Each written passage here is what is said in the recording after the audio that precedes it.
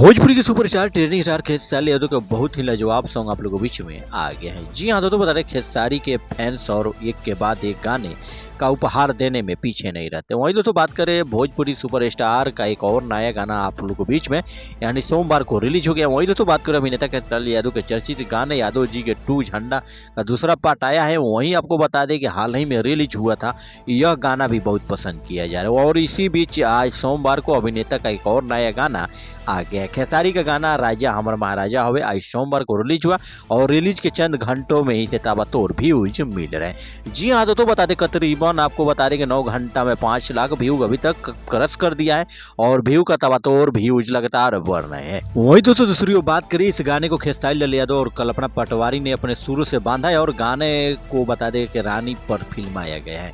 कल्पना पटवारी ने लंबे समय बाद कोई गाना नहीं गाया है, वहीं आपको बता दें कि बहुत दिनों के बाद ये गाना गाए हैं। वहीं इसी वजह है कि दर्शकों के बीच में काफ़ी क्रेज है इस गाने के प्रति, ज़बरदस्त है और सुबह रिलीज होते ही गाने ने चंद घंटों के अंदर करीब 3 लाख व्यूज बटोर चुके हैं।